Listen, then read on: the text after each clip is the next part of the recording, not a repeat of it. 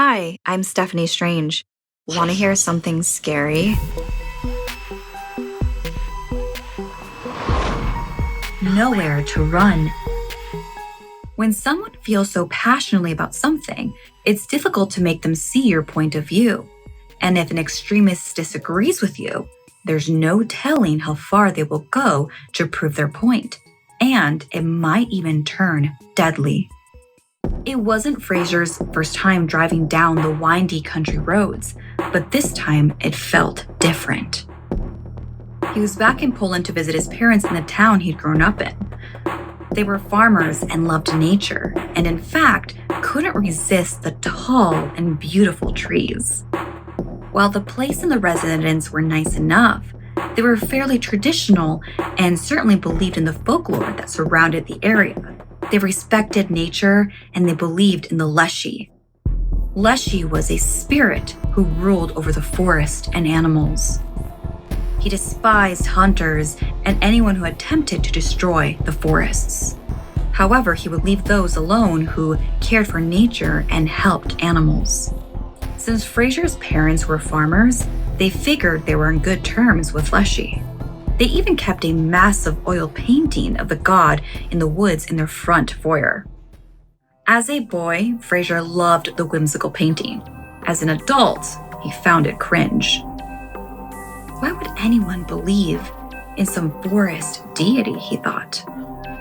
When he decided to move to the States to study carpentry, his parents judged him, stating that Leshi would not approve. This tension was why he came back to visit so rarely. His eyes darted left and right as he drove. He couldn't make out much on the darkened road. It felt eerie without the city lights he was used to. Even the moon was heavily blocked out by the clouds. He knew when he got to his family's house, he would be safer than on the roads. When he arrived, his parents were still waiting for him. The house was full of nature. However, all of this was overshadowed by their biggest piece of decor. There it was, the painting. So detailed and lively, it looked like Leshi could jump right out of the frame.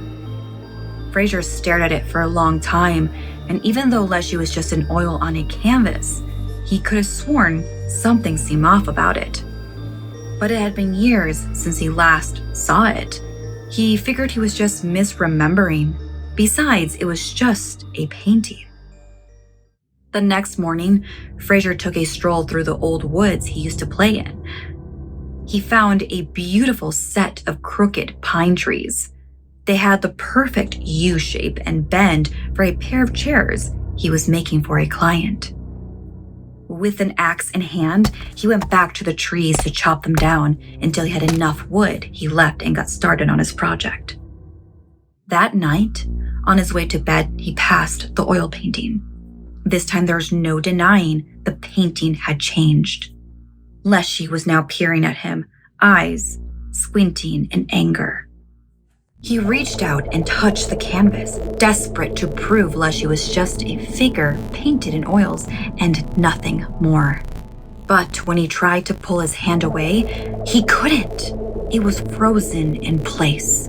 Then, as if by magic, Leshi began to move. Fraser thought it was a figment of his imagination, but the painted deity reached out to Fraser and grabbed him by the wrist. Fraser felt the sharp fingernails dig into his skin. Leshi's face contorted from rage to pleasure as Fraser's skin started to turn brown and his surroundings faded. He was no longer inside the house. All around him were trees as tall as skyscrapers. He went to look back at the painting, but there was no longer a painting. Leshi now stood before him, his rough, gray-green skin cracked and covered in moss. His large hand firmly wrapped around Fraser's wrist as his skin became darker and darker brown. Then his whole body became rigid and hard, solid and stable. When Leshi let go, he was now holding on to a branch. Fraser's face adorned the tree, but Leshi still wasn't satisfied.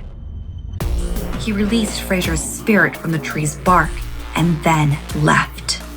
leaving another tormented soul to find his way out of the endless pocket dimension. In the morning, when Fraser's parents woke up, they walked by their shrine to Leshi. They never even noticed a new tree in the background, or how pleased the deity looked.